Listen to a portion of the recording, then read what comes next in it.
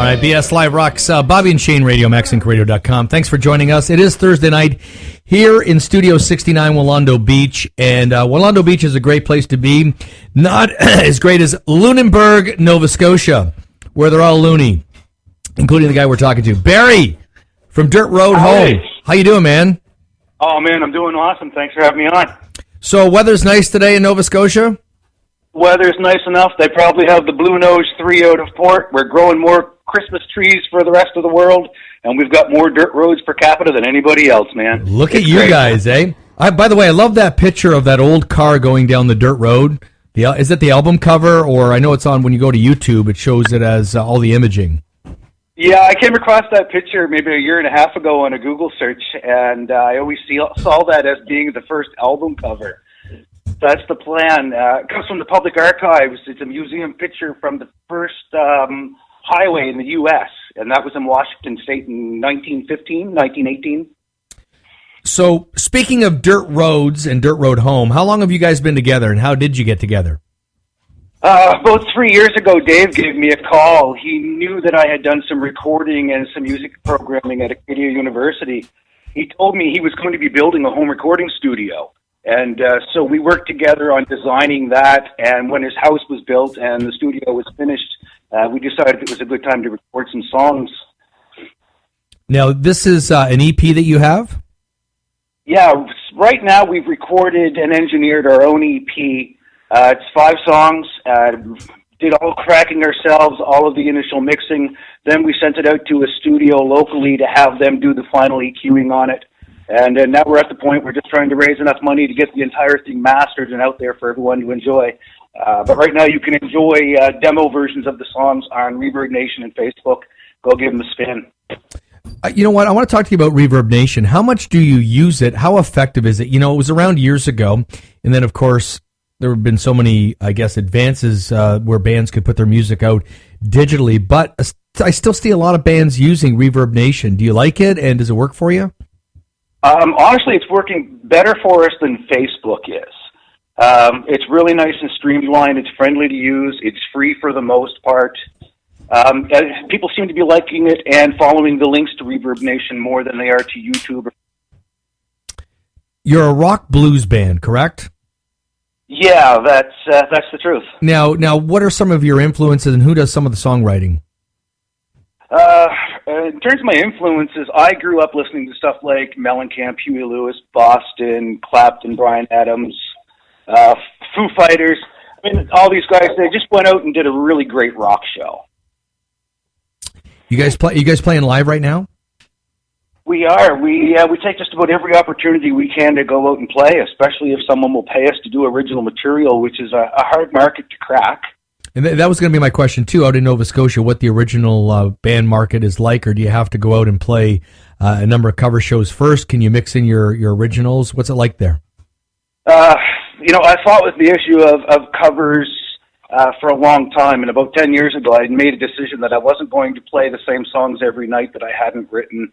I really just wanted to focus on original music. So what we've done is we have filled up as much of 4 hours with original material, and then we'll just take the balance of the set and we'll find some songs that we really want to pay a tribute to, and we'll throw them in there too just to make up the difference.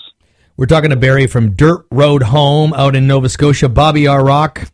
Yes. Hey, Barry. When I say Buddy Guy, what do you have to say? What do I have to say? He's the best living guitar player right now. He's the guy that Eric Clapton and Stevie Ray Vaughan and Jimi Hendrix were watching when they were looking up to somebody. Fantastic guy. And I was lucky enough to catch him in Truro at the Blues Fest about 7 or 8 years ago now, and that's a night I'll never forget. Oh, cool. Excellent. So Dirt Road Home.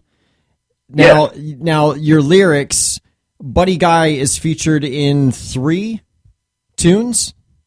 That is correct. Can you tell us about that? Is that an inspiration to you? And why the reference to Buddy Guy? Because when I was listening to the blues in its purest forms from the artist that originally recorded them, that just drew me right into the blues music itself, and Buddy's guitar playing and his showmanship really struck me.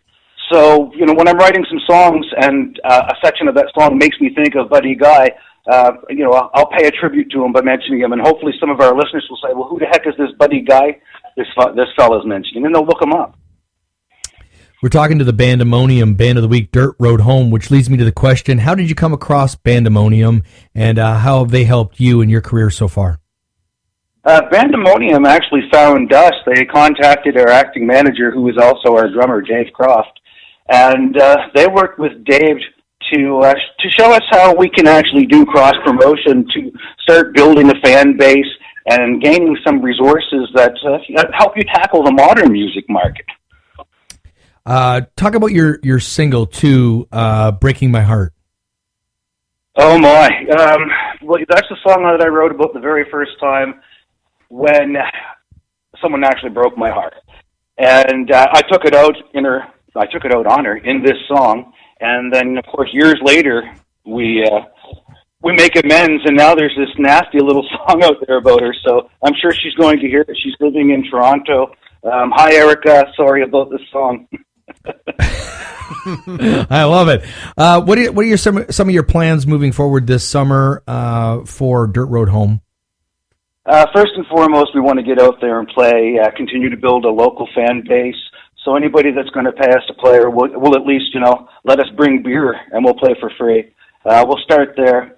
We also want to finish the next 5 songs so that we can have a fully completed album, and we're going to use some of the revenue, if we can make it, from the EP to kind of finance the next stage of the album itself. If we can sell a copy or two for $5 a piece at every time we play, that goes a ways towards the mastering expenses. So your EP is done, correct? The EP is done and waiting on final mastering, yes. And so Break My Heart, I guess, would be the first single. Is it your favorite song on the EP? I don't think it is my favorite song personally, but it's one that when we play it, everybody's up jumping around. They seem to think it's a straightforward rocker, which it is, yeah. How can people get your music as well? Let's talk about that and some of your social networks. They can find us on Reverb Nation and YouTube and Facebook. We have stuff available for download for free. We just want people at this point enjoying the music, sharing it, and say, have you heard these guys? This song is pretty cool. Barry from Dirt Road Home, thanks so much for this. And we're going to come out to Nova Scotia, and we're going to drink whatever you drink out there. What's your drink of choice in Nova Scotia? It would be Alexander Keith's. Alexander Keith's. Oh my God. Bobby Rock's all over that. How about, no whiskey or hard liquor? Or well, you can't beat the Crown. Well, yeah, that's true. The Crown's always good to have the Crown. Yep, Crown's good. Okay, you got a Facebook page as well, right? Dirt Road Home? Dirt Road Home, yes we do. And you're on Twitter at Dirt Road Home. Is that right? That's my guess. All right, let's play the single, Break My Heart. Thanks, Barry.